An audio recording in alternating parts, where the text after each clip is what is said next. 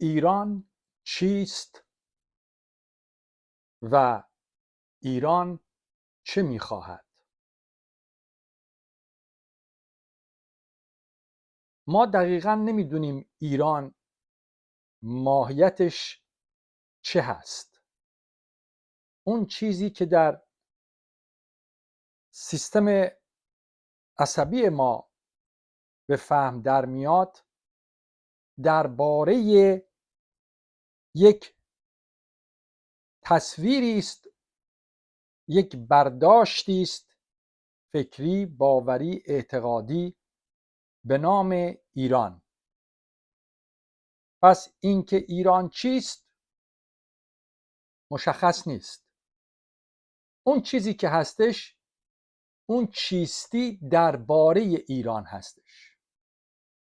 به همون نسبت هم اینکه ایران چه میخواد اون خواستن مشخص روشن نیست، بلکه درباره خواستن ایران هست که در ذهن ما حرکت میکنه. به خاطر همین هم است که اختلافات نظر زیاد هست که مثلا کشور ایران چه چیزی میخواد، یا که مثلا ماهیت کشور ایران، اون کلیت ایران چه چیزی هستش. این اختلاف نظرها به خاطر اینه که ما نمیدونیم ایران چیست، نمیدونیم ایران چی میخواد، بلکه همش درباره اون چیستی و درباره اون خواستن هستش. حالا قبل از اینکه ما بتونیم حداقل یه به قول معروف لمسی از این پرسش داشته باشیم، اولا باید به چند چیز اینجا اشاره بشه. اینکه ماهیت فکر انسانی در ساختن ایده ها، اعتقادها، باورها، ایدئولوژی ها، نظریه ها، مذاهب، فلسفه ها، این فکر چطوری کار میکنه؟ ماهیت این فکر چیه؟ بازم در اینجا اینو باید گوش زد بکنیم که ما درباره فکر میخوایم حرف بزنیم. ما نمیدونیم فکر چیه، میخوایم درباره‌اش حرف بزنیم، چون اون چیزی که در اطلاعات ما قرار داره، در اون حافظه ما قرار داره، همش درباره این چیز هاست. اما به هر حال هیچ چاره‌ای نداریم ما به جز این ابزار به اصطلاح تفکری که حالا تو مغزمون هر چی که اسمش میخوایم بیاریم، ما به غیر از این ابزار به قول معروف هوشمندانه یا ابزار عقلانی چیزی دیگه ای نداریم و این تنها ابزاریه که ما داریم و با این ابزار میخوایم به این پرسش جواب بدیم که خب اساساً فکر چیه، ماهیت فکر چیه و فکر چگونه حرکت میکنه، چگونه عملکردش چیه. چرا؟ چون همه باورها و اعتقادها از فکر برمیخیزه. حالا ایران هم، اینکه ایران چیست، ایران هم در رابطه با همین کلیتی، مجموعه ای از باورها، اعتقادات، اندیشه ها، نظریات، مذاهب، ایدئولوژی هایی ساخته شده که کار 1 سال و 2 سال نبوده، بلکه یک محصول از یک پروسه چندین هزار ساله است. میتونه 30,000 سال، 40,000 سال، 50,000 سال باشه. دقیقا ما که نمیدونیم. تا اونجایی که ما به تاریخ رجوع میکنیم، خیلی که میخوایم بریم برگردیم به اون تاریخی که حالا نمیدونم خطی درست شده، زبانی درست شده، حالا بگیم به زمان نمیدونم ایلامی ها بخوایم بریم، نمیدونم 4,000 سال پیش، 5,000 سال پیش، 10,000 سال پیش. و اون چیزی که از خودمون هم میشناسیم از نمیدونم زمان هخامنشی به بعد شروع میشه، هخامنشیان و اشکانیان و ساسانیان و حالا تا برسیم به حالا. ولی خب قبل از اونم حالا مادها، ایلامی ها یا هر گروه های دیگه که بودن. و تاریخ به این شکل نیست که مثلا حالا ما یه چیز خیلی تافته و بافته مشخصی باشه. نه، به این شکل نیست. ما باورها و اعتقادهای بسیاری میتونن در یک کلیتی قرار بگیرن. علت که شما این عکس رو میبینی، برای اینکه بتونیم ماهیت فکر چیه، این عکس رو انتخاب کردیم که یه مقداری کمکمون بکنه. ببینید، فکر ماده است. حتی اگر که ما فکر رو انرژی بخوایم بنامیم، در نهایت انرژی و ماده یکی هستن، همواره به هم دیگه، حالا طبق قانون فیزیک، به هم دیگه همواره تبدیل میشن و هیچ وقت هم محو و نابود نمیشن. ولی اینکه ما آمدیم اینجا جدایی قرار دادیم بین فکر و بین ماده و انرژی، این چیزی که ما خودمون قراردادی درست کردیم، ولی واقعا خط فاصلی بین اینا وجود نداره. یه ماده میتونه همزمان انرژی بشه، انرژی میتونه همزمان ماده بشه و اینا به خاطر که راحت‌تر کار ما پیش بره از لحاظ اون سیستم عقلانیمون اومدیم این تقسیمات انجام دادیم، ولی در کل ماده است. چرا ماده است؟ چرا فکر ماده است؟ ما داریم اینجا راجع به، حالا میخوایم برگردیم به فکر انسانی، به خاطر اینکه این فکری که در سیستم عصبی انسان پروسه میشه و تمام تقاضاهایی که در رابطه با همون فکر کردن به وجود میاد، همگی، حتی اون تقاضای خوشبختی، سعادت، آزادی، نمیدونم رستگاری، اینا همه به تصویر در میاد. باید یه تصویری از خوشبختی به وجود بیاد، باید یه تصویری از رستگاری به وجود بیاد و این تصویرها در نهایت باید در یک شکل فیزیکی خودشون مجسم بکنن. یه چیزی باید فیزیکی خواسته بشه، باید یک ابزار مادی وجود داشته باشه که با رجوع به اونها، با توسل به اونها، این تصویر خوشبختی، رستگاری و سعادت به وجود بیاد. مثلا میگیم ما باید به بهشت بریم که رستگار بشیم، ولی بهشت یک تصویری است فیزیکی، عناصری داره. ما اون تصویرها رو در ذهنمون مجسم میکنیم که مثلا اینطوریه، نمیدونم چشمه داره، آب زلال داره، حوری داره، نمیدونم حالا یه سری حیوانات داره، نمیدونم سرسبز، خرم، آرامش بخشه. اینا همه به این شکله. حالا فکر، اگر ما به کره زمین، به اون حیطه انسانیت از یک فضای دوردستی نگاه بکنیم، شما فرض بکنید مثلا اصلا ما متعلق به کره زمین نیستیم، فرض کنید که من و شما مثلا حالا مال یه سیارات دیگه ای هستیم، حالا وظیفه داریم که از دور بیایم ببینیم این کره زمین چیه، اینا این انسان‌ها چی هستن اینجا، و ما میخوایم که یه تحقیقاتی بکنیم که بعداً بتونیم به این کره زمین نزدیک بشیم و حالا هر قصدی که داشته باشیم میخوایم یه مقدار پژوهش بکنیم. اگر ما از خارج از فکر به فکر بر روی کره زمین نگاه کنیم، میگم ما داریم همش اینا درباره این مسئله است، حالا اینا همه فرضیاتی که ما در نظر گرفتیم، ما در خارج از فکر نیستیم، ما الان تو فکر هستیم، ولی فرض کنیم که ما بیرون هستیم، ما از اون موجودات فرازمینی هستیم که داریم به کره زمین نگاه میکنیم. وقتی که به حیطه فکر بر روی کره زمین در رابطه با انسان، هیچ کاری به حیوانات ما نداریم، در رابطه با انسان، جایی که انسان ها هستن نگاه بکنیم، ما یک سری منظومه های باوری رو میبینیم، یک سری منظومه هایی که مثل طوفان های دریایی، مثل طوفان های گردبادهای روی خشکی، به شکل منظومه های گردبادی فکر رو بر روی کره زمین ما میبینیم، فکرهایی که مختص جوامع انسانی هستند.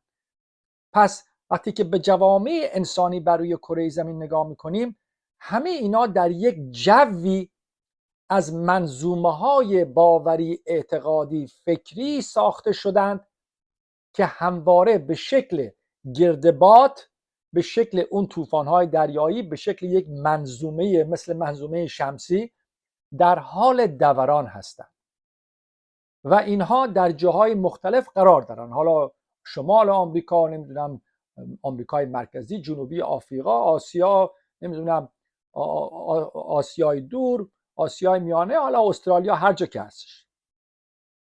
خب ما وقتی که میبینیم این منظومه ها رو میبینیم که دارن میچرخن، حالا کم یا زیاد بستگی به اون شرایط انقباض و انبساطشون هست، اینها گردبادهای فکری هستند. این منظومه های، این جو فکری که داره میچرخه در جای مختلف، حالا در مقیاس های مختلف، در اندازه های کوچک و بزرگ، اینها اون فکری نیستن که در حیوانات حرکت میکنه. اینها محصول ساخته شده، پروسه شده در سیستم های عصبی انسان هستند. یعنی اگر ما مغز انسان رو به عنوان یک ماشین پروسه، یک ماشین به قول معروف نمیدونم حالا چرخه نگاه بکنیم، مثل یه راکتور اتمی، بگیم مغز انسان یک راکتور اتمیه که فکر خالص، فکر پروسه نشده، حالا اینجا ما مثال اتمی بزنیم، مثلا مثلا اورانیوم، ما اورانیوم رو به این راکتور میدیم، در این راکتور مثلا فرض حالا پروسه میشه، مثلا تبدیل به یک انرژی میشه یا تبدیل به یک نیروی باوری و اعتقادی بشه. ببینید فکر خالص بخشی از حیاته، یک بخش جدا ناپذیری از حیاته، مثل اکسیژن، مثل نیتروژن، نمیدونم مثل حالا هر عنصری که توی حیات وجود داره بر روی کره زمین. حیوانات از اون فکر برخوردارن. حیوانات اون فکر رو مستقیم در عمل میگیرن و در عمل نمیتونه باشه و اون فکر به هیچ وجه کسی به نام من رو که اون فکر رو دارم به وجود نمیاره. یعنی سیستم عصبی حیوانات به هیچ وجه نمیتونه کسی به نام من رو که اون فکر رو داره به وجود بیاره. پس شخص سومی به وجود نمیاره. اصلا هیچ گونه فاصله بین فکر و عملکرد حیاتی حیوان وجود نداره.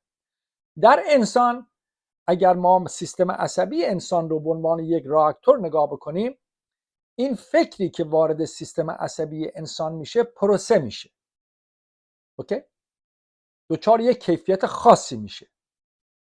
پروسش به این شکله که در اون حافظه و در اون به قول معروف اون فضای حافظه انسانی، در اون پروسه سیستم عصبی انسانی به یک شکلی این فکر غنی میشه.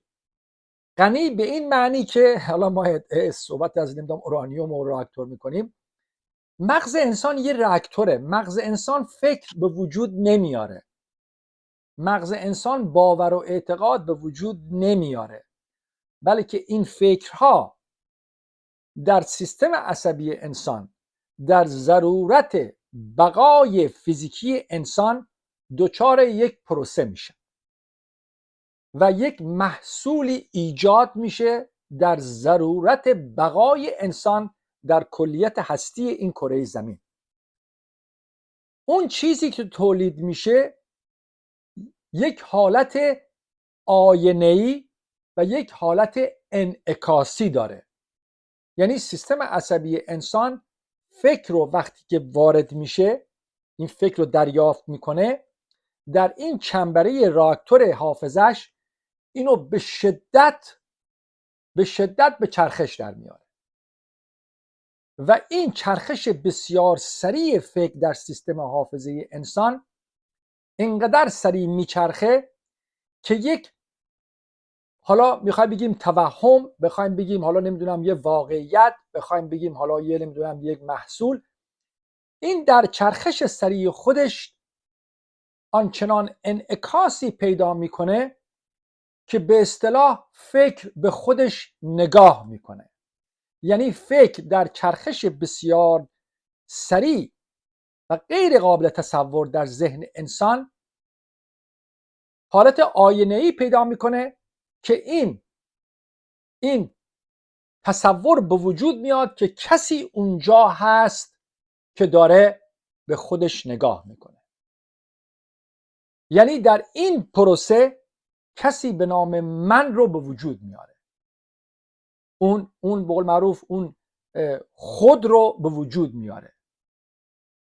و حالا انگلیسی بخوایم بگیم ایگو، سلف، هر چی میخوایم بگیم، این پروسه اون رو در اون پروسه چرخشش به واقعیت تبدیل میکنه.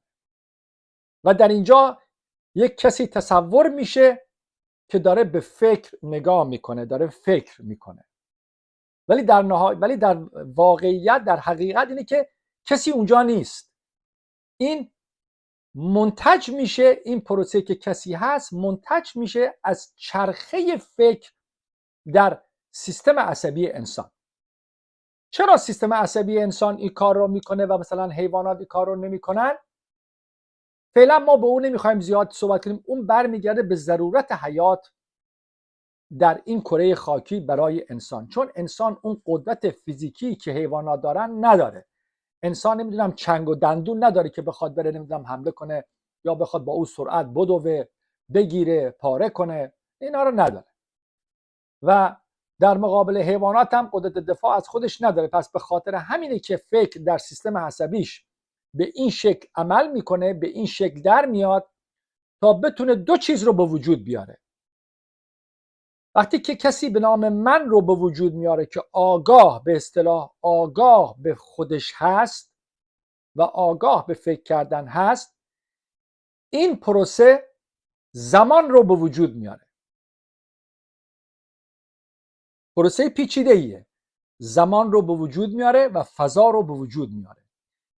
پدیدار شدن زمان، این که ما بتونیم پیش بینی کنیم، بتونیم صحبتی، بتونیم بفهمیم، اون به اصطلاح فهمی از آینده داشته باشیم، فهمی از گذشته داشته باشیم، فهمی از حال داشته باشیم و بتونیم تصور کنیم که ما از این مکان به مکان دیگه خواهیم رفت و بتونیم اون مکان رو در ذهنمون به تصویر در بیاریم. اینا همش به خاطر همون سیستم عصبی ماست که این فکر رو به دوران در میاره. ضرورت ایجاد زمان و مکان برمیگرده به واقعیت بقای ما در این جنگلی که کره زمین نامیده میشه. یعنی ما با داشتن قدرتی از فهم زمان و مکان میتونیم پیش بینی کنیم، میتونیم شکار کنیم، میتونیم کشاورزی کنیم، میتونیم حمله کنیم، میتونیم نمیدونم بریم بگیریم، میتونیم خیلی کارهای دیگه بکنیم.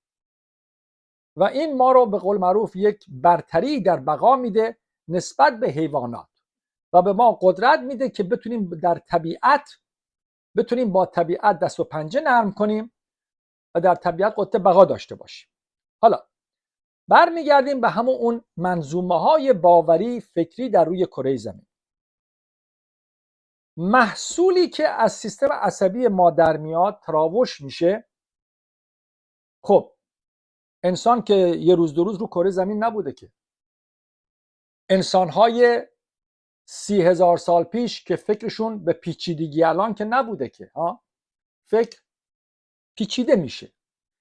این نشون میده که این جو فکری که توسط گیرنده های عصبی انسان گرفته میشه و در طی 10,000 سال به چرخش در اومده، اون خروجیش به مرور زمان پیچیده تر و پیچیده تر شده و به یک پیچیدگی رسیده که تونسته یواش یواش از یک ایده های بسیار کوچیک، یک کلمه، دو کلمه، یک صدا، دو صدا، به پیدایش فرهنگ های بسیار پیچیده‌ای بشه. خطها، ادبیات، هنر، نمیدونم تاریخ، فلسفه، دین، اینها که اول اینطور نبودن که. هرچی جلوتر میریم این افکار بازیافت شده در سیستم عصبی انسان، افکار انعکاسی یا اون اسمی که من روشون میذارم افکار عکس العملی، به خاطر که اینا عمل نیستن، اینا عکس العملن. اینا فکری نیست که در آن واحد جدا از محرکه و جواب نباشه. اینا فکرهای عکس العملی هستن، چون فقط در ذات عکس العملیشون هست که میتونن زمان و مکان رو به وجود بیارن. خب اینا در طی ده ها هزار سال پروسه در سیستم عصبی ما از این انسان به اون انسان، از این انسان به اون انسان پیچیده تر شدن و این جوهای منظومه‌ای رو که به وجود میارن، این جوها متراکم تر میشه. به قول معروف این طوفان‌های گردبادی متراکم تر میشه، به خاطر که حالا این افکاری که پروسه شدن بسیار بسیار حجمشون سنگین میشه، به خاطر که ایده ها ساخته میشن میان بیرون، دوباره میرن، دوباره پیچیده تر میشن، دوباره میان بیرون. این هر بار که وارد سیستم عصبی انسان میشه و میاد بیرون، اون خروجیش پیچیده تره. و به خاطر همینه که هرچی تاریخ انسان رو ما به زمان حال نزدیک میشیم، میبینیم که اندیشه ها بسیار پیچیده است، ایده ها بسیار گوناگون و پیچیده است. این منظومه های باوری و اعتقادی اصلا غیر قابل شمارشه. و نگاه بکنیم مثلا به فرض در خاور میانه، مثلا شاید ده ها هزار از این منظومه های باوری در حال حرکت باشه، در حال چرخش باشه. و ماهیت این منظومه های باوری ساخته شده در سیستم عصبی انسان در طی این چندین ده ها هزار سال، حالا میگیم نمیدونم 40 50 60 100 هزار سال، هر چی که تاریخ انسانیت بخواد باشه، اینا یک کیفیت‌های خاصی دارن. صرف نظر از این که این محصولات باز انعکاسی چه در آمریکا باشه، چه در چین باشه، چه در روسیه باشه، چه در آفریقا باشه، چه در استرالیا باشه، چه در ایران باشه، چه در جاهای دیگه خاور، هر جای این کره زمین میخواد باشه، اینا یه سری ماهیت‌های مشترک دارن. اوکی؟ مثلا اکسیژن. اوکی؟ اینا چون عنصر هستن در وهله اول، بعد میرن بازیافت میشن، اون چی خروجیشون یک سری نکات مشترک داره که ما بهش میگیم انسانیت، که ما میگیم اینها انسان هستن، اینها باورهای انسانی هستن، اینها اعتقادات انسانی هستن. بعد ما اول به این خصوصیات مشترکشون اشاره میکنیم و بعد اینها بر حسب یک سری به اصطلاح عناصر دیگه، یک سری فاکتورهای دیگه، یک سری ساختارهای دیگه، دوچار کیفیت‌های متفاوت میشن که بعد حالا ما به اونم میخوایم اشاره بکنیم، که اونجا میخوایم برسیم که ایران چی هستش. اون فکری که از سیستم عصبی ایران، سیستم عصبی انسان در کل بیرون میاد در طی هزاران هزار سال، اولین چیزی که ماهیت این فکر هستش اینه که این فکر از اونجایی که ماده است دارای وزن، حجم داره و اساساً یک حالتی دورانی داره، حالت چرخش داره. چرا حالت چرخش داره؟ به خاطری که به شکل چرخشی در سیستم عصبی ما پروسه میشه. وقتی هم میاد بیرون، این اینرسی حرکتی، اون جنبش دورانیش باش هست و این به اصطلاح تموم نمیشه، این همینطور میچرخه. و چون که میچرخه دارای نیروی جاذبه است، باورها دارای نیروی جاذبه هستند، اعتقادات دارای نیروی جاذبه هستند، هویت‌های ملیتی، اجتماعی، تاریخی، همین حرکت‌های دورانی این منظومه‌های فکری هستند و اینها چون که میچرخن دارای مرکزیت هستند. پس فکر انسانی مرکز ساز هستش، به خاطر که کیفیتش اینطور ساخته میشه در سیستم عصبی ما. همه اعتقادات و باورها مرکزیت دارن. این مرکزیت نیروی جاذبه داره. هر باوری و هر اعتقادی میخواد به شکلی افکارهای اینجا و اونجا رو به خودش جذب بکنه و در کیفیت وجودی خودش قرار بده. ماهیت مشترک همه این باورها و اعتقادها مهم نیست. حالا شما نمیدونم هر اعتقادی میخواد باشه، هر دینی میخواد باشه، حتی دینایی که همدیگه رو میکشن، فرق نمیکنه. هر اعتقادی، هر اندیشه‌ای، هر فلسفه‌ای، هر ایدئولوژی، اینها مرکزیت دارن، اینها نیروی جاذبه دارن و اینها در دارای محیط هستند.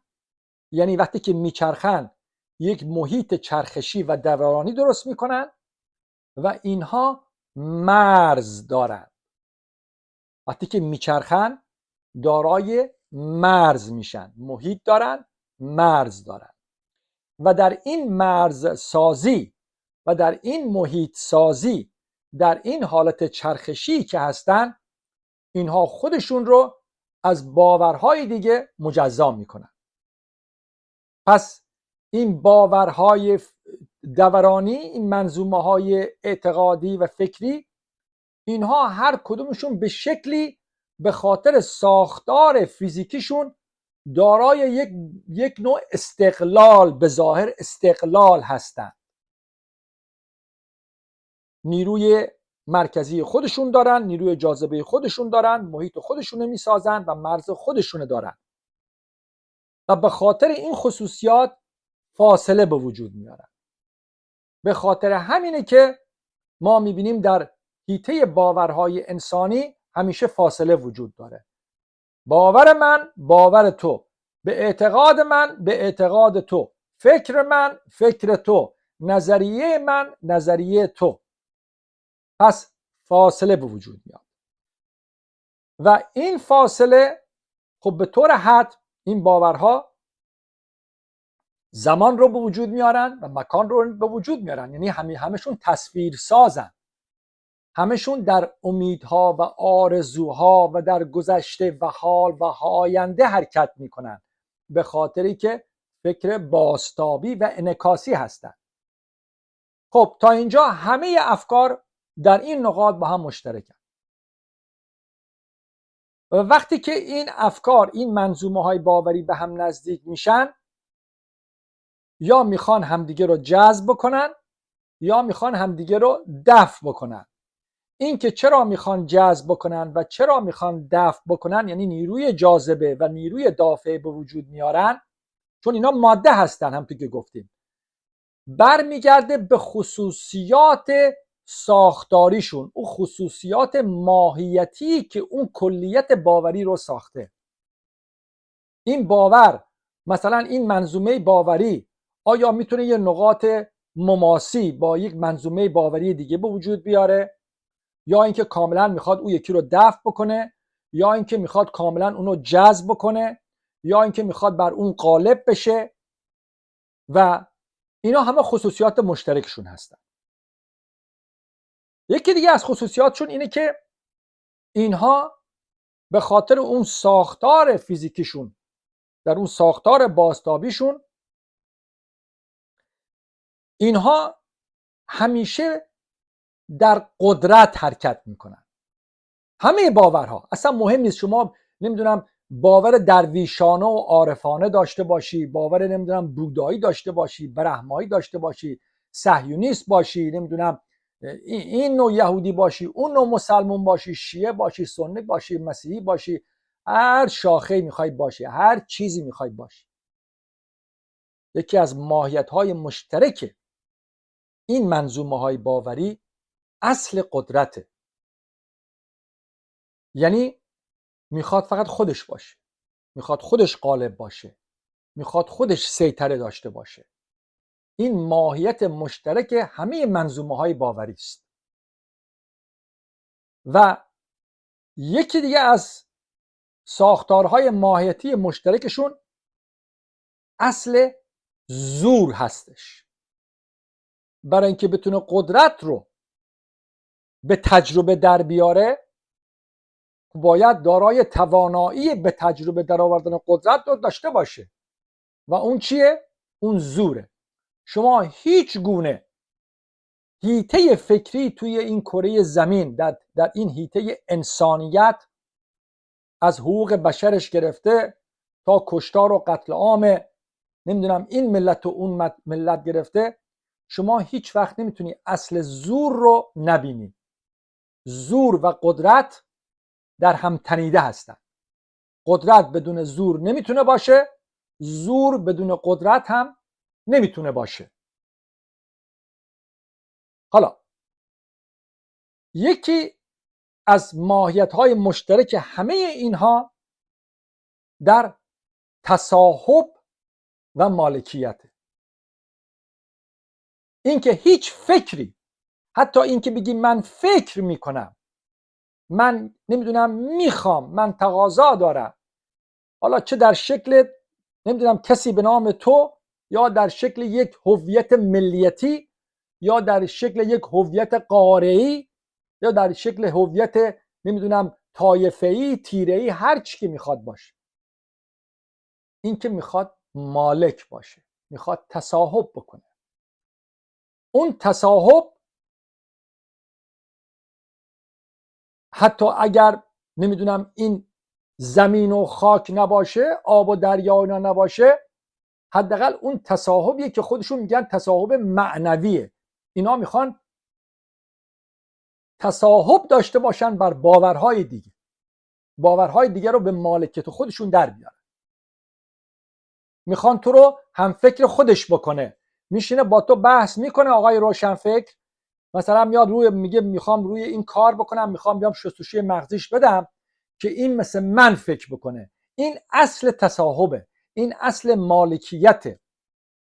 حتی اینکه من عاشق تو هستم، من به تو عشق میورزم، این اصل تصاحب و مالکیته. این که در امید اون عشق ورزیدن، اون فهم عشق، بتونم قدرت و زور رو تبدیل در اون کلمات ظریفانه تبدیل به تصاحب و مالکیت بکنم.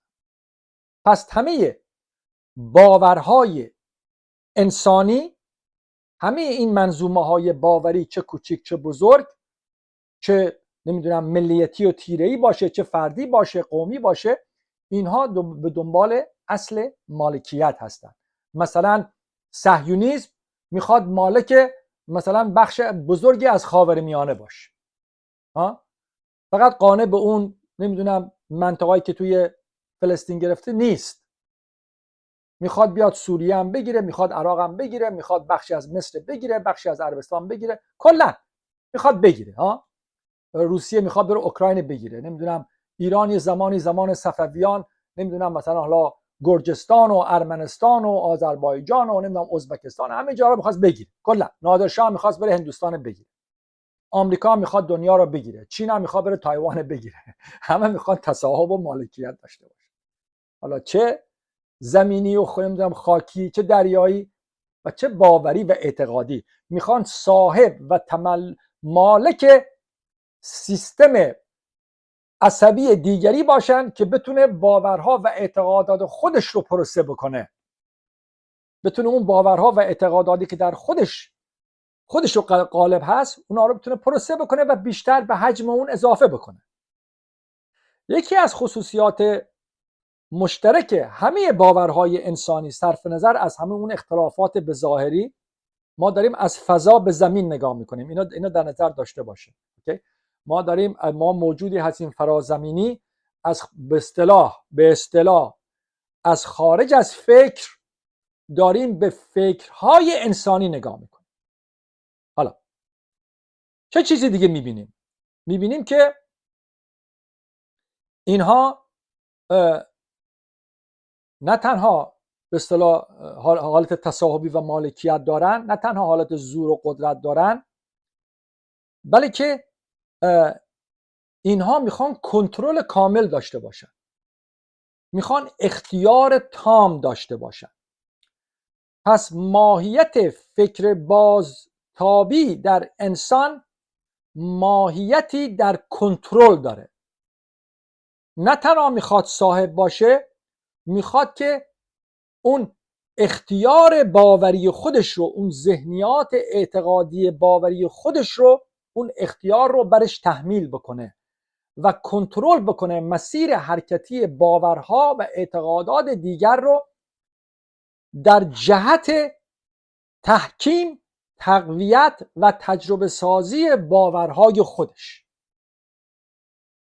شما وقتی وارد روابط انسانی میشی، حتی روابط بسیار گرم و دوستانه، در نهایت در جهت کنترل و اختیار حرکت میکنی.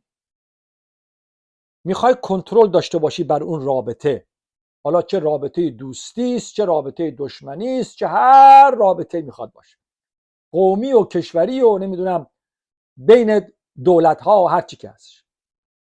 اصل کنترل و اصل اختیار یکی از ماهیت های مشترک و جدا ناپذیر در این منظومه های باوری انسانیت هستند.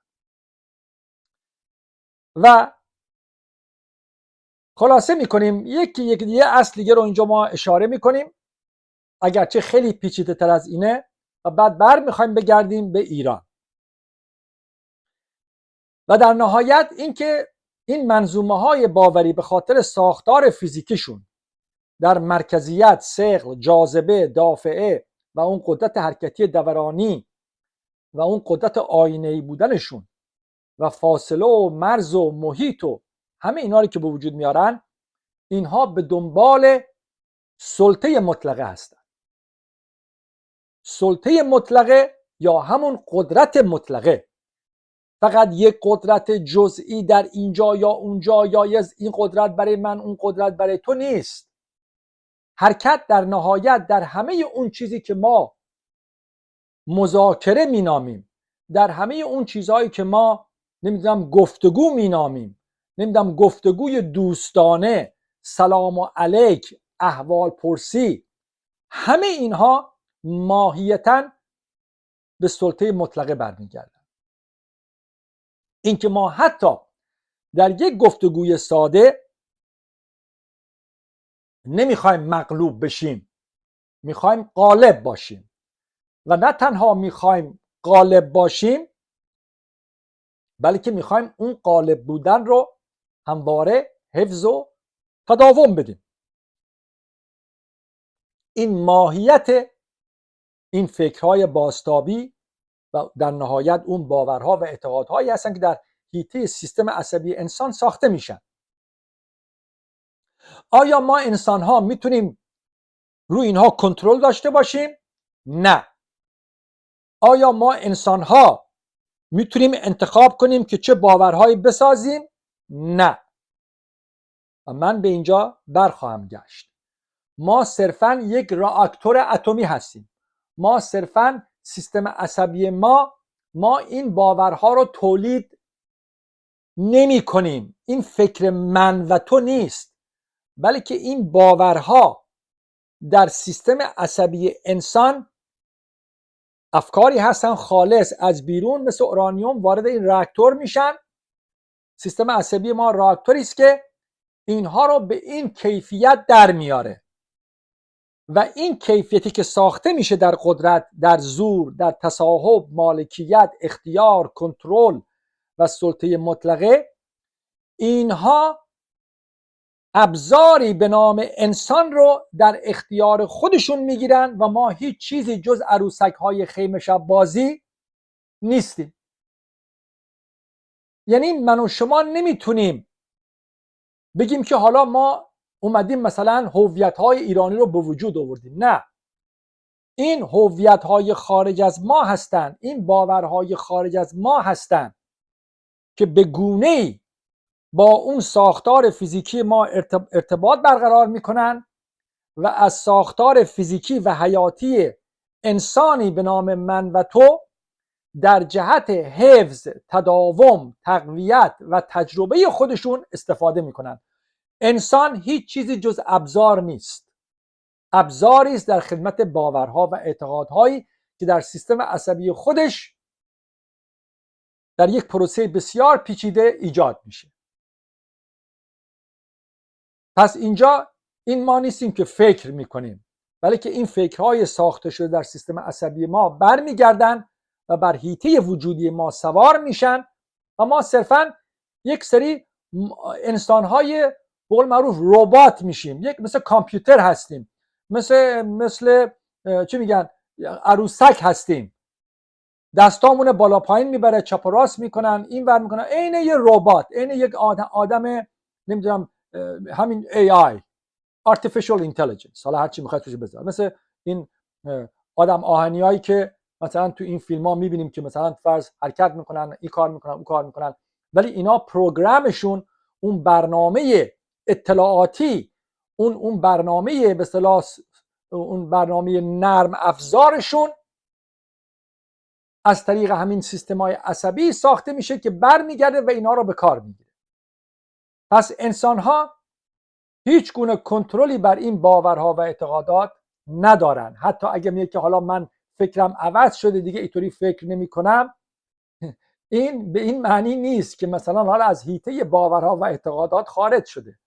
اینو بعد بهش اشاره خواهیم کرد که چگونه این باورها و اعتقادات در اون جاذبه و دافعه و در اون غلبه کردن بر همدیگه دچار نقاط مماسی میشن، دچار حالت موازی میشن و دچار برخورد میشن. این منظومه ها به هم برخورد میکنن و اینجاست که مثلا ما میگیم که طرف مثلا از این فکر به اون فکر رفته، یا که دچار نمیدونم حالا دچار شستشوی مغزی شده. اوکی، این که ایران چیست؟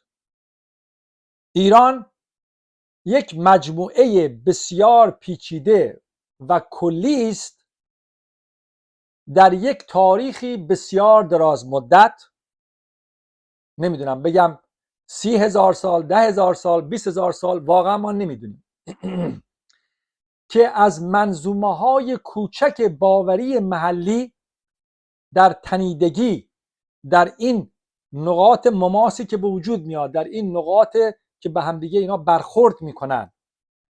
برخورد میکنن، عناصری از همدیگه گرفته میشه، عناصری در هم تنیده میشه، گره هایی به هم میخورن و از کلیت حرکتی این منظومه های بسیار کوچیک، حالا میگیم در فلات ایران، یک کلیت منظومی بزرگتری به نام هویت ایرانی به وجود میاد.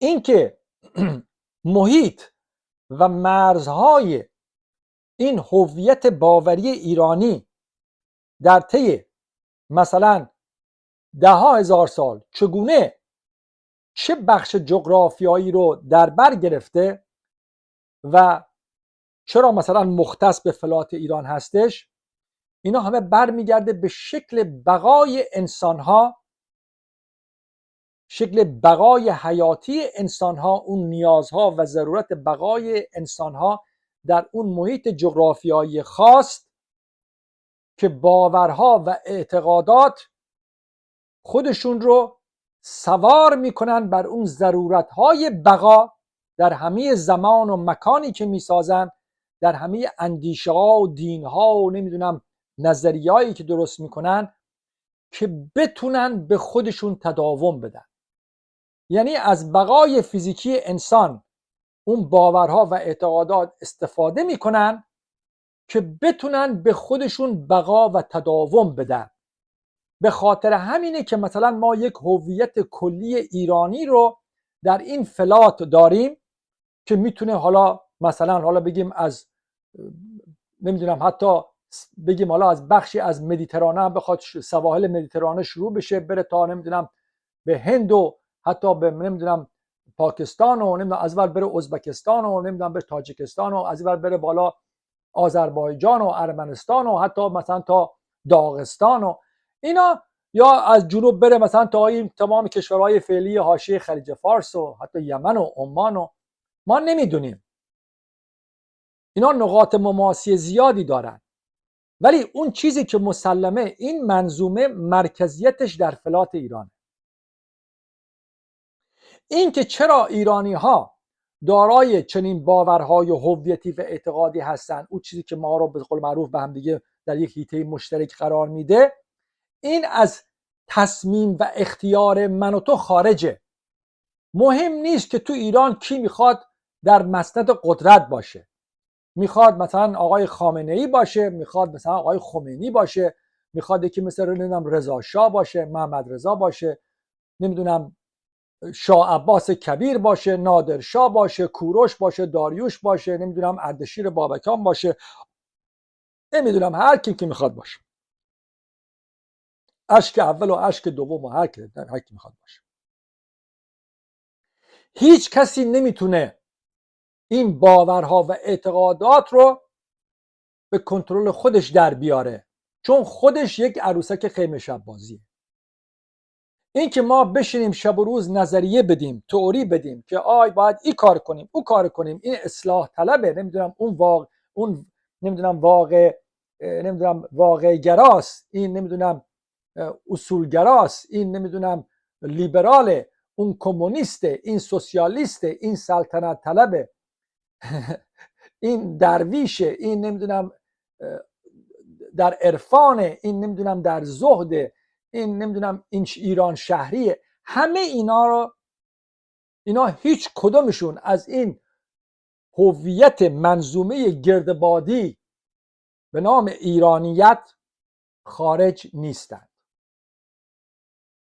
این که چرا یکی شاه عباس صفوی میشه، یکی ناصرالدین شاه میشه، یکی خامنه ای میشه، یکی خمینی میشه، یکی نمیدونم کوروش میشه، یکی داریوش میشه، یکی نمیدونم اردشیر بابکان میشه، یکی نمیدونم خشایار شاه میشه، اینا برمیگرده به اینکه این افراد در این کلیت و هویت بزرگ هویت ایرانی، اینها تا چه اندازه اون عکس العمل هایی که در این حیطه‌های باوری دارن بتونه به اون کلیت هویت باوری به نام ایرانیت بتونه قدرت چرخشی بیشتر، قدرت مرکزیت زایی بیشتر، قدرت مرزسازی فراتر، محیط‌های گسترده‌تر و اون قدرت جاذبه بیشتری بده، بتونه اون رو به تجربه در بیاره. اصل هدف، اون چیزی که در اینجا حرکت میکنه، اون قدرت، زور، سلطه، مالکیت، تصاحب، اختیار و کنترل همون باورهاست.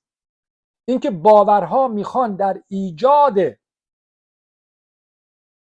اون واقعیت زایی لازمه در سیستم های عصبی انسان هایی مثل حالا این رهبر یا اون رهبر یا این هیئت یا اون هیئت بتونن واقعیت هایی رو به وجود بیارن که خودشون رو به تجربه در بیارن. پس در اینجا مثلا یک رهبری مثل آقای خامنه ای صرفا یک ابزاره. این آقای خامنه ای نیست که هویت و باور ایرانی رو به وجود میاره. این شیعه چیزی نیست که مثلا یه نفر دو نفر به وجود آورده باشن. این شیعه بخشی از اون منظومه هویتی ایرانی است که در جهت بقا و تداوم اون کلیت در ضرورتی به این شکل در اومده، که بتونه تداوم بده به اون کلیت باوری و اعتقادی. یعنی بخشی از اون منظومه است. این که ما در این پروسه به عنوان یک عروسک، به عنوان یک ابزار چگونه بتونیم خدمت بکنیم به این تجربه زایی این باورها که اون سیستم به قول بقاشون هستش، این همه به این برمیگرده که ما بگیم که نقش ما در تاریخ چیه. ببینیم ما ظاهر قضیه رو میبینیم، مثلا این نقش مثلا نادرشاه در تاریخ ایران این بوده، نقش نمیدونم شاه عباس صفوی این بوده، نقش فتحعلی شاه قاجار این بوده، نمیدونم کریم خان زند این بوده. نه، اینها در این کلیت باوری اگر تونسته باشن به قدرت زایی و باز تجربگی این باورها کمکی کرده باشن در اون به اصطلاح حیطه‌های ساختاری که قرار میگیرن، و مسلما میگیم نقششون مثلا این بود. اونایی هم که نتونن به این باز تجربگی و به این واقعیت زایی کمک بکنن، اینا از این حیطه چرخشی به بیرون پرتاب میشن. علت انقلاب 57، حالا ما میگیم انقلاب، اصلا پدیده به نام انقلاب وجود نداره. اینا همه وقتی ما میخوایم نگاه کنیم این حرکت‌ها، اینا همش حرکت‌های این باورها در اون ساختارهای ماهیتی بود که قبلا ما شمردیم. مثلا محمد رضا پهلوی، مثلا حالا میگیم 25 سال، نمیدونم اصلا 25 سال در رابطه با تاریخ باوری هویت ایرانی اصلا هیچیه، مثل یک هزارم ثانیه هم نمیتونه حساب بشه، به بیرون پرتاب میشه، به خاطر اینکه اون عکس العمل هایی که این آقا در اون ساختار قدرت به وجود میاره نمیتونه تداوم بده به اون کلیت هویتی ایرانیت. این نیست که آقای خمینی اومده سرنگونش کرده، این نیست که مثلا 4 نفر مثلا نمیدونم خوشی زیر شکمشون زده بود اون برای میشن انقلاب میکنن مثلا این سرنگون میکنن. نه، هم چیزی نیست. این که مردم ایران بلند شدن بر علیه رژیم پهلوی همچی چیزی نیست. همه مردم ابزار این باورها و اعتقادات هستند. این کلیت مرکزساز و ثقل سنگین باوریت ایرانیت بوده که مثلا محمد رضا رو به بیرون پرتاب میکنه. و همین ثقل هست که مثلا یکی مثل رضا پهلوی رو اصلا نمیتونه بپذیره. مثلا اصلا نمیتونه مثلا این نمیدونم دعوت نتانیاهو به سرنگونی نظام رو بپذیره. هیچ گونه عملی در این مردم به وجود نمیاد. اینا میگن که مردم بلند بشین مثلا این نظام رو عوض بکنه. حرکتی موجب نمیشه، به خاطر اینکه این مردم همه تابع کلیت باوری و اعتقادی هستند که خودشون رو در اون کلیت ساخته. اون هویتی به نام من در کلیت باوری ایرانیت نمیتونه جدا از اون باشه. منی وجود نداره اصلا. اون چیزی که میگم من همونه داره حرکت میکنه. حالا اگر من این منی که اینجا میگه من هستم اگر نتونه بخشی از اون کلیت باشه خود به خود دفع میشه. اگر مثلا در جنگ 12 روزه‌ای که اسرائیل هم که مثلا هر کسی تو خیابون گفتش که حالا ما دیگه نمیخوایم این نظام باز سرنگون بشه، خود مردم حمله میکردن اونها رو نابود میکردن.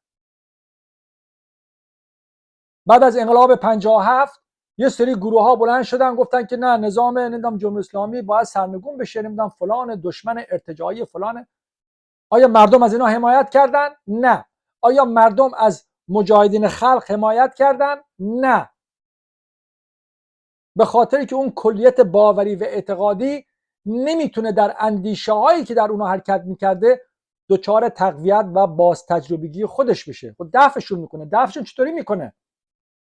یا اینا فرار میکنن یا زندانشون میکنن به این امید که مثلا شاید این افکار باوریشون بتونه در جهت درست کلیت قرار بگیره، یا اینکه کشته میشن، میکشنشون، اعدامشون میکنن. پس یا میکشن، کشته میشن، یا فرار میکنن، یا اینکه استحاله میشن، یا یواش یواش برمیگردن. بودن کسانی که در سال 57 58 59 مثلا دشمن خونین مثلا آخوندها بودن، حالا بعد از سالها دچار استحاله شدن، اصلا دیگه هیچ کاری ندارن، اصلا دنبال نمیدونم والا هزار مسئله دیگه هستن، اصلا رفتن درویش شدن، رفتن نمیدونم خورشید پرست شدن، رفتن نمیدونم عشق پرست شدن، حالا هرچی شدن. پس ایران چیست؟ ایران کلیتی است، منظومه است از این باورهای دورانی کوچک که در یک کلیت منظومه بزرگتری قرار گرفته و دچار یک چرخش منظومه‌ای هستش. این که چرا الان مرزهای ما مثلا اینجاست اونجاست، مثلا مرزهای ما 200 سال پیش اونجا و اینجا بوده، نمیدونم 1000 سال پیش اونجا و اینجا بوده، حالا کوچکتر شدیم. این همش برمیگرده به همون قدرت و زور و تصاحب و مالکیت و سلطه‌ای که باورهای دیگه در جهت تحکیم و استقرار خودشون به خرج دادن. ولی اینکه آیا اون غلبه‌ای که مثلا روس‌ها بر آذربایجان کردن، روس‌ها بر ارمنستان کردن، یا مثلا روس‌ها اومدن نمیدونم حالا تاجیکستان گرفتن، ازبکستان گرفتن، آیا اینها دلیل بر نابودی اون کلیت باوری ایرانیت میشه؟ همچه چیزی نیست. شوروی از هم میپاشه، اینا از زیر سلطه‌اش خارج میشن. توی تاجیکستان هنوز نمیدونم مراسم جشن‌های ایرانی و مذهبیشون وجود داره، ازبکستان به همین شکل، نمیدونم ارمنستان به خودش برمیگرده، گرجستان به خودش برمیگرده و آذربایجان. مهم نیست این اصلا الیوف چی میگه، مهم نیست مثلا حالا داخل تاجیکستان مثلا این آقای رحمانوف مثلا حالا چی میخواد بگه، مثلا میگه ما حالا سکولار هستیم. سکولار نیستن اینا هیچ کدومشون از این هیته کلیت منظومه باوری به نام ایرانیت خارج نیستن. و اینها این تاریخ‌هایی که ما می‌بینیم 100 سال، 50 سال، 60 سال، 200 سال، اینا در رابطه با ده‌ها هزار سال تاریخ باوری هیچی نیستن. این همه به این برمیگرده که اینا همش فقط مسئله زمانه که چقدر زمان باید طی بشه. آیا 100 سال، 200 سال، 300 سال، 500 سال، ما نمیدونیم. اینا نمیتونن از این منظومه خارج باشن. اون به اصطلاح منظومه باوری نمیدونم ارتدوکس روس ها نمیتونه بیاد غلبه کنه بر منظومه های باوری که در حیطه ایرانیت ساخته شده. نمیتونن. و اینکه ایران چیست؟ ایران اینه، نه پزشکیان، نه این رئیس جمهور، نه اون رئیس جمهور، نه این رهبر، نه اون دولت مرد، هیچ کدومشون. اینا همشون در یک جبر باوری و اعتقادی که در حرکت هست قرار دارن. حتی من و تو هم هیچ گونه کنترلی روی این نداریم. این که حالا ما این سیاست رو پیش بگیریم، با آمریکا اینطور بکنیم، با اروپا اینطور بکنیم، با چین اینطور باشیم، با روسیه، با آفریقا، با برزیل، اینا همه در جایگاه خودش قرار خواهد گرفت.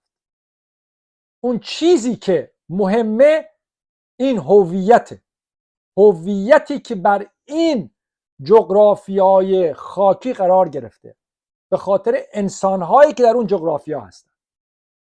اگر میخوایم حیطه باوری ایرانیت رو نابود بکنیم، باید مثلا مثل اسرائیل که مثلا میخواد بره داخل غزه قتل عام بکنه. درسته؟ اینا چرا میخوان داخل غزه مردم قتل عام میکنن؟ که بتونن اون منظومه باوری اعتقادی فلسطینی ها رو در غزه نابود بکنن. چرا آمریکا، چرا سفیدپوستای اروپایی اومدن داخل آمریکا و سرخپوستا رو قتل عام میکردن؟ بخاطر که میخواستن حیطه باوری رو که از طریق اون انسانها در اون منطقه ساخته شده و حاکم بود نابود بکنن. تنها راه نابودی یک هویت باوری و اعتقادی اینه که تمام انسانهای به شکل فیزیکی، تمام انسانهایی که ناقل اون باورها هستن، اونها رو به شکل فیزیکی حذف بکنن، قتل عام بکنن. سیاستی که اروپایی‌ها در آفریقا مثلا میگرفتن، مثلا میبودن قتل عام میکردن. اگر نمیتونستن اونا رو مسیحی بکنن، اگر نمیتونستن مثلا اونا رو نمیدونم به قول معروف شستشوی مغزی بدن و اون باورهای خودشون رو بر باورهای اون مردم بومی غالب بکنن، میکشتنشون. حرفشون هم به ایران اینه که حرف آمریکا و اروپا با ایران چیه؟ میگه شما از این کلیت باوریتون دست بردارین، اجازه بدین که باورها و اعتقادات ما بر شما غالب بشه و شما ابزاری در خدمت ما باشین. نه تنها به عنوان انسان، بلکه تمام اون خاک و اون فلاتی که شما به عنوان انسانهای ناقل اون باور هویت ایرانی در اونجا استقرار دارید. همش برمیگرده به قدرت، زور، کنترل، تصاحب، اختیار و سلطه مطلقه. همه این گفتگوها، همه این مذاکرات، همه این دیپلماسی، همه این ابزار جنگ، موشک‌ها، بمب اتم، نمیدونم پدافند هوایی، همه اینا برمیگرده به این کلیت باوری، منظومه اعتقادی به نام ایرانیت. پس ایران چیست؟ ایران این است. ایران اینه. ایران امروز و فردا نیست. این صحبت 30-40 هزار ساله. تنها زمانی نابود میشه که تک تک ایرانیان نابود میشن. حتی ایرانیایی که میرن آمریکا، میرن آفریقا، میرن اروپا، میرن چین، میرن روسیه، این باورها و اعتقادها فقط در اون فرهنگ جغرافیای ایران قرار که ندارن، که اینها در دو شکل در حال انتقال هستند، در دو شکل به تداوم خودشون ادامه میدن. یکی در اون کلیتی به نام فرهنگ که ما میگیم فرهنگ ایرانی، و دوم اینکه اینها در طی 30-40 هزار سال در ژن‌های انسان‌های متعلق به اون جغرافیا نهادینه شدن. اگر شما بری آمریکا، نمیدونم با یه دختر نمیدونم ایرلندی تو آمریکا ازدواج بکنی، فرزندی به دنیا بیاری و اون فرزند بری یک فرزند دیگه ای داشته باشه، این ژن، این اطلاعات باوری، این منظومه اطلاعاتی باوری اعتقادی ایرانیت در اون ژن حرکت میکنه و چه بخواد اون شخص چه نخواد، چه شما برید حبسش بکنی در یک نمیدونم فرهنگی به نام فرهنگ سفیدپوستای ایرلندی، اون اونجا خودش نشون میده. به خاطر همین که داخل انگلستان، داخل اروپا، فرانسه، آمریکا میبینیم دیگه، طرف اونجا 2 نسل بچه‌هاشون دنیا آمدن، همه میرن برمیگردن به همون آبا و اجداد باوری خودشون، میرن مسلمون میشن، میرن مسجد نماز میخونن، سینه میزنن، میره کانادا نمیدونم عاشورا تاسوعا میگیره، نمیدونم داخل فرانسه است نتانیاهو به ایران فوش میده، اونجا رگ گلوش میزنه بیرون، نمیدونم از ایران دفاع میکنه، میگه باید با اسرائیل جنگید، وطن پرستیش به قول معروف شکوفا میشه، نمیدونم اون ارق ملیش شکوفا میشه، نمیدونم خرد جمعیش شکوفا میشه. اینا همه اسمایی که ما میذاریم، اینا همش برمیگره به اون کلیت باورهایی که ما شکل به وجود اومدش اشاره کردیم. اما اینکه ایران چی میخواد؟ اوکی، این ایران اینه. ایران اینی که ما گفتیم، این کلیت منظومه باوری است. حالا در درون خودش هم حیطه‌های باوری کوچیک داره. بالاخره حالا ما تو ایران که نمیدونم کرمانی هست، نمیدونم یزدی هست، تبریزی هست، تهرانی هست، مشهدی هست، نمیدونم اهوازی هست، آبادانی هست، بوشهری هست، سیستانی بلوچستانی هست، مال زاهدان هست، نمیدونم مازندرانی، گیلکی، نمیدونم گرگانی، نمیدونم اینا هم حیطه‌های باوری کوچیک در اون مجموعه هستن. منتها اینا نقاط مماسی و نقاط اشتراکی و اون به اصطلاح همگرایی بسیار بسیار قوی و زیادی دارن که به کلیتی به نام ایرانیت رو به وجود آوردن. نمیتونن جدا از هم باشن، به تنهایی نمیتونن بقا داشته باشن، به هم گره خوردن. اینا منظومه های کوچیکی هستن که به هم گره خوردن. مثلا بیش از 80%، 90%، 50% نقاط مماس دارن، در اون زاویه هایی که قرار میگیرن بر هم منطبق میشن. مثلا برخلاف مثلا ایرانیت، مثلا حالا میگیم با صهیونیسم، یا مثلا ایرانیت یا مثلا با اندیشه های مثلا نمیدونم مثلا فاشیسم آلمان به فرض دارم، یا ایرانیت یا با چاینیز، حالا هر چیز. ماهیت مشترک همه فکرها و باورهای انسانی در خودحراستی و خودحفاظتی خودشه.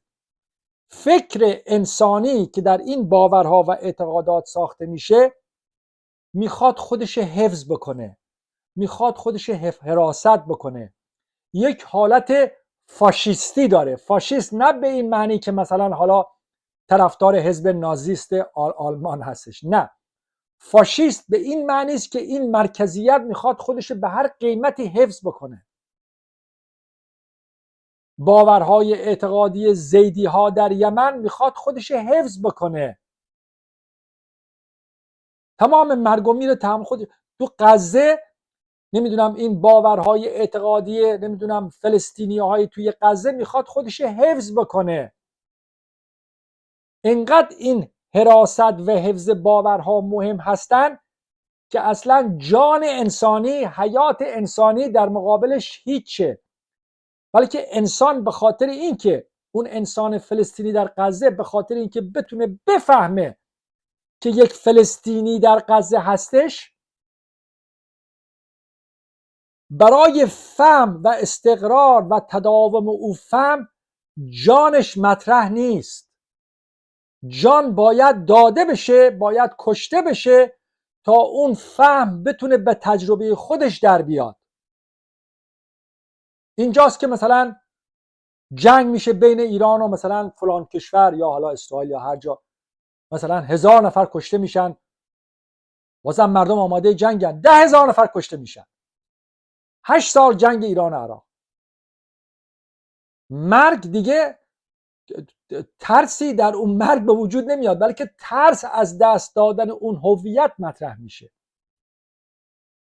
و یکی از خصلت‌های مشترک همه این باورها در همه این خصوصیاتی که ما شمردیم، ماهیت بنیانی اساسی و اصالتی ترسه. این که هیچ باوری نمیخواد اون چیزی رو که در همون باور ساخته شده از دست بده و هیچ باور و اعتقادی در این منظومه هایی که وجود داره نمیخواد اون چیزی رو که باید در اون زمان و مکان به تصویر در میاره به دست نیاره. اینجاست که ما نگران آینده ای میشیم که هیچ چیزی جز گذشته نیست. گذشته ای که برای حفظ و تداوم خودش رو پروژکت میکنه، خودش رو منعکس میکنه در آینده و میگه ما باید آینده نگر باشیم و باید فکر آینده باشیم. این همون ترسه. ترس از دست دادن اون چیزی که هست فکر میکنه داره و ترس از به دست نیاوردن اون چیزی که فکر میکنه باید داشته باشه. این که ایران چه میخواد؟ ایران این رو میخواد. ایران در این ترس به تقاضا در میاد. همه باورها و اعتقادها در همه اون چیزی که میخوان میترسند. همه تقاضاهای انسانی، تقاضای علاقه تو به من، تقاضای نمیدونم این گرفتن این و دادن اون، تقاضای داشتن این رابطه و اون رابطه، تقاضای نمیدونم این سلامتی، اون منفعت، این نمیدونم شغل، این پول، همه اینها برمیگرده به ترس و ترس ماهیت و اصالت اون باورهای هویت‌زا هستن. پس ایران چه هستش؟